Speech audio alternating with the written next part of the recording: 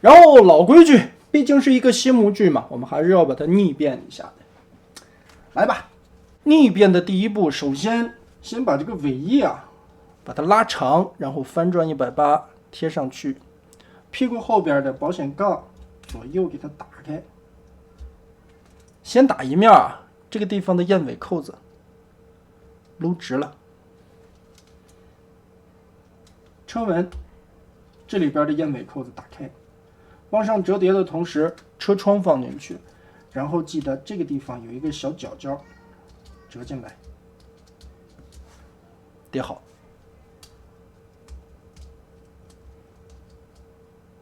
好，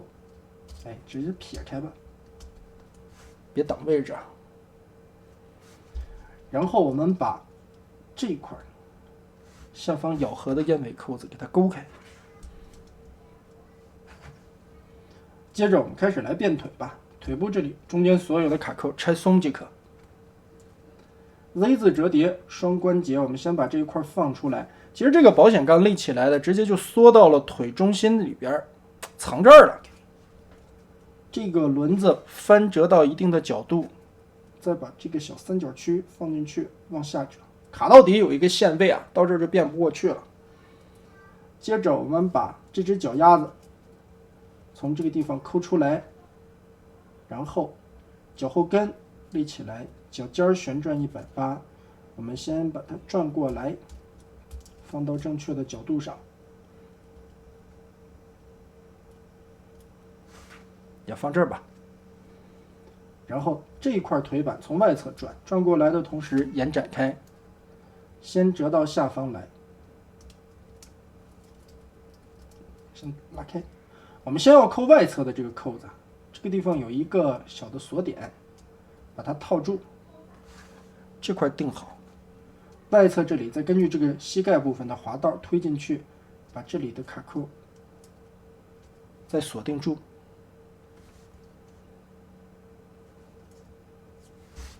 一条腿其实就变完了，其实挺简单的。分开空间，然后变另外的一边。Z 字折叠拉下来，小轮子边缘折进去，放好。前腿板旋转开，翻出面儿，现在也可以直接插上，把这个孔顶到位。后边这里拉出来，脚丫子，嘿，然后拉出滑道来，翻转过来，滑道缩回去，把中间所有的卡扣锁上。两条腿就变完了，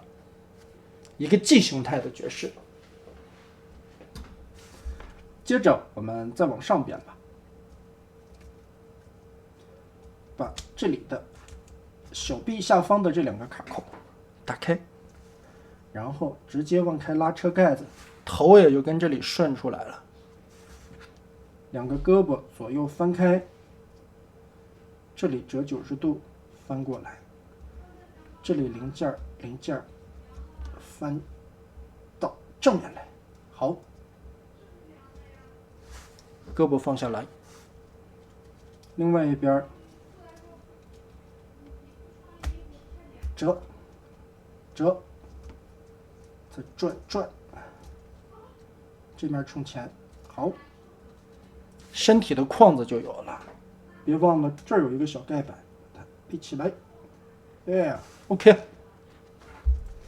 接着我们翻到车的顶子来，把这一块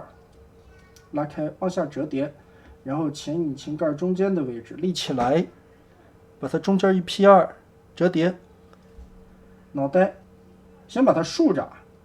腾开一个空间，这回够脑袋钻出来，然后我们再把它翻平，躺倒。小轮子左右撇进去的时候就会把这个燕尾扣子露出来，这回对准肩部的这两个锁的位置，给它锁下去。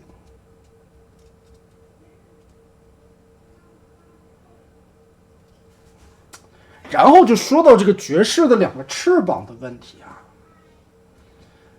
其实理论上来说，变到这一步就算变完了，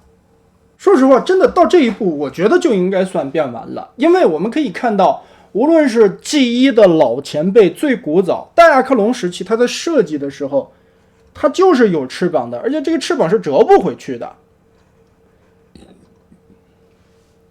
经典时代就更别说了，它不仅沿袭了早年间 G1 玩具的翅膀造型，还在内部增加了晚点，增加了2个喇叭。这也是后来魔方爵士加入喇叭配件的原因之一。但是在动画片里边的爵士是没有翅膀的。给我个人的感觉啊，我大胆的猜测一下，纯粹就是当时制作动画的时候漏画了。有没有这种可能？因为最早其实 G1 做动画的时候吧，爵士不管说爵士啊还是什么角色，他们都是会拿着玩具去照着做动画或者做一些设定的东西的。那 G1 的玩具爵士是有翅膀的，那不可能应该做到动画里边应该把翅膀还原出来啊，但为什么它没有呢？那只可能是作画的漏了吧，可能是这样吧。我们印象当中 G1 玩具的爵士和经典的后来的这个爵士轮子才在肩膀上，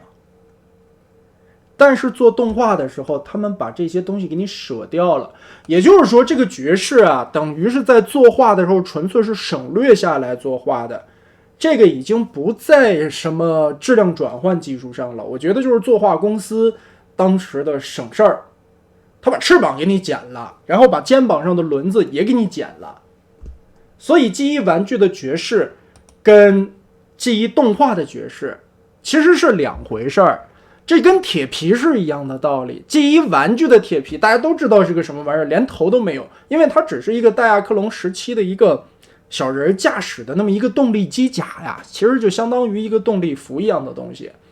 但是后来呢，你在做动画的时候，你只能说是我给它安一颗脑袋出来吧。所以呢，铁皮这个角色纯粹是动画当时制作的时候完全几乎是半原创出来的东西，也弄得后来的玩家就觉得，哎，G1 的玩具怎么跟这个动画里边的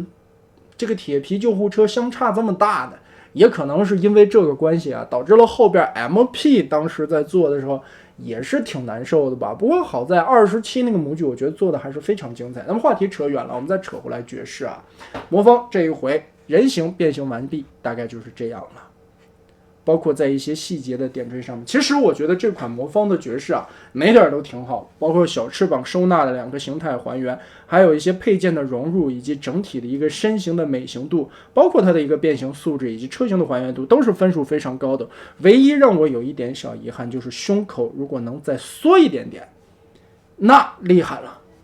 但是想象一下，以目前的技术来说，想缩这个胸，尤其在这么点尺寸的小比例上边，可能还是有一定的难度的。看看技术进步，或者说等到了所谓的小比例 3.0 时期，会不会能再出来能把胸再缩窄了的，其实也是非常值得期待的。那么这一款爵士的逆变大概就是这样了。